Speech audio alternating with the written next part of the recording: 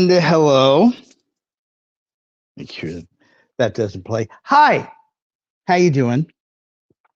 Welcome to the podcast. It is 5:53 in Southern California. I think it's 8:53 in New Hampshire. The primary was tonight, and I don't know if you can call it good news or bad news. I call it bad news, but that's just me. NBC News has projected that Donald Trump will take the 22 delegates of New Hampshire with 55% of the vote. Nikki Haley will get 43.5%, which was m- much better than the pollsters said that she was going to do. Donald Trump got about 44. Well, this is about with a quarter of the votes in 44,500 for Trump, 35,253 for Haley. We won't talk about Ron DeSantis. We just won't. There was an indication that if Nikki Haley did drop out, that she would endorse Donald Trump, which means that they're all falling into line. I guess she got the phone call and said, you are either going to support Trump or, you'll get a nice seat in that Jimmy Hoffa box in the stadium in Pennsylvania.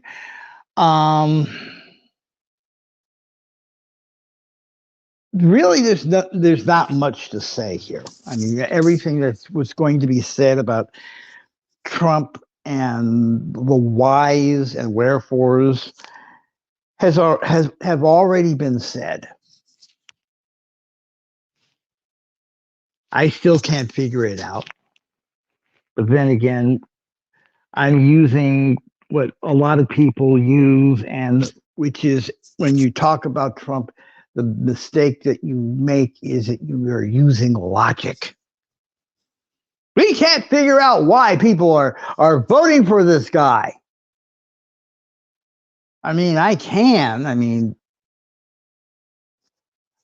let's face it, the country is filled with trolls. So let's see. The next, Super Tuesday is going to be on March 1st. We've still got a few more primaries to go. But I guess the one thing that I would take away from this is that Nikki Haley did very well with the independents. New Hampshire is not as MAGA as a good chunk of the rest of the country. But again, what else can you say? What else can you say? I think, let me see. No, I'm just trying to find the calendar here.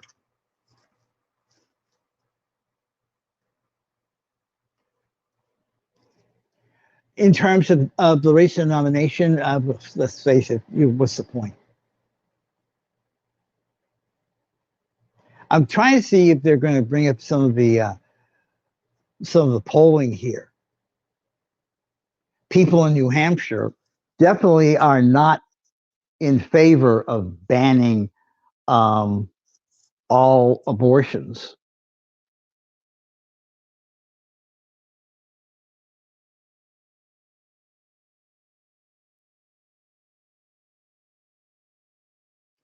But and also New Hampshire is not a battleground state.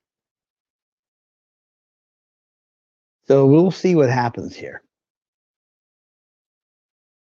But again, Donald Trump, the press has projected him the winner in the state of New Hampshire, taking the lion's share of the 22 delegates that were at stake.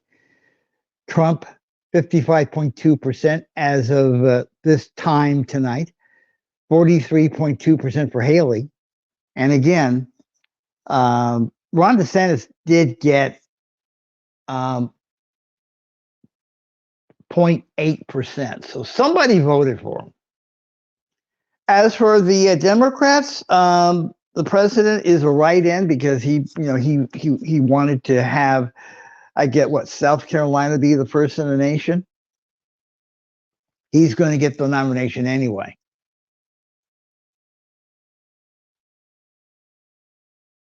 And I guess the best thing I can tell you is that from the numbers we got from Iowa, and I'm going to assume that the numbers in terms of turnout from New Hampshire are going to be similar. There's really only one path to beating Donald Trump, and that is good guy turnout. We need the good guys to turn out 85%, and of course, vote for the president. And to vote as many Republicans out of office as possible. It is not going to stop their momentum, really. It's going to slow it down.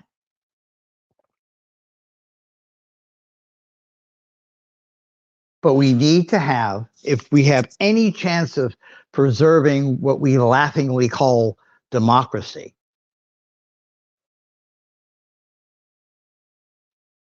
we need to have a massive turnout. We need to have a massive vote for the current president and as many Democrats as humanly possible. If for no other reason than to force the Republican Party to take a good look at what they've gotten themselves into and do what the Democrats did in 1970, which is basically do one big, huge spring cleaning. Anyway, that's it. That's all I have to say here. I'll be back later on.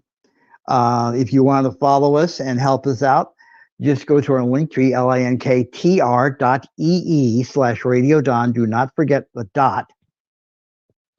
We're working on the regular website. We'll give you more information on that. And also, there are other things that we are working on, including a way that you can probably text us or send us a voicemail. But